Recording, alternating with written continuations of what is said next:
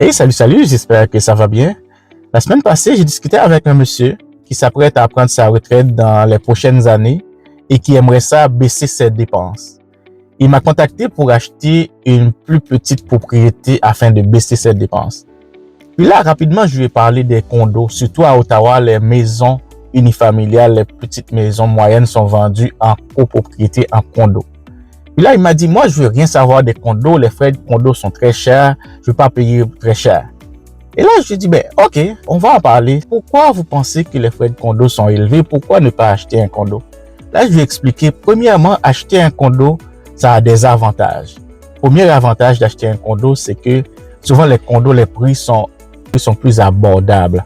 Parce que dans les autres types de propriétés, c'est beaucoup plus cher et c'est plus facile d'être qualifié pour acheter un condo ou pour payer l'hypothèque plus tard. Deuxième avantage pour un condo, c'est que pour quelqu'un qui n'a pas le temps ou bien qui ne veut pas faire beaucoup d'entretien, le condo, il y a quelqu'un qui va s'occuper de tous les entretiens, le déneigement, la pelouse, la façade, même la toiture aussi. La toiture et des fois les fenêtres. Donc ça, c'est important à considérer.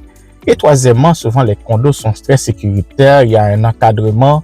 Donc pour quelqu'un qui, par exemple, une femme monoparentale qui a des enfants, les condos, c'est une bonne place pour la sécurité de la famille. Et en dernier lieu, les condos aussi sont souvent bien situés, soit proche du centre-ville, soit proche des écoles. Donc pour toutes ces raisons, j'ai dit, ben, c'est une bonne chose d'acheter un condo. Mais effectivement, il y a des petits inconvénients. Premièrement, les frais à payer, ce serait un inconvénient parce que chaque mois, il faut payer les frais de condo. Et attention, parce que des fois, les frais de condo qui sont bas, ça ne veut pas dire que c'est un avantage. Ça pourrait dire aussi que le condo n'a pas été bien géré. Donc attention, il faut bien vérifier les frais de condo, s'assurer que les frais correspondent à l'état du condo. Deuxième chose en termes d'inconvénients, c'est qu'il y a des petites restrictions, soit pas d'animaux, soit aussi pas faire de la location à court terme. Il y a d'autres petits inconvénients. Et en dernier lieu, par rapport à une maison unifamiliale, souvent il y a moins d'espace. Mais ça dépend. C'est pas partout. Donc, pour une mère monoparentale, pour un retraité ou pour un célibataire, le condo serait le type de propriété qui correspond à ses besoins.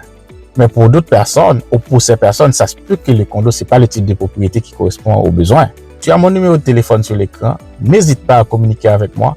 On va regarder ensemble quel type de propriété qui correspond à tes besoins et on va faire tous les suivis, t'accompagner pour chercher toutes les informations nécessaires.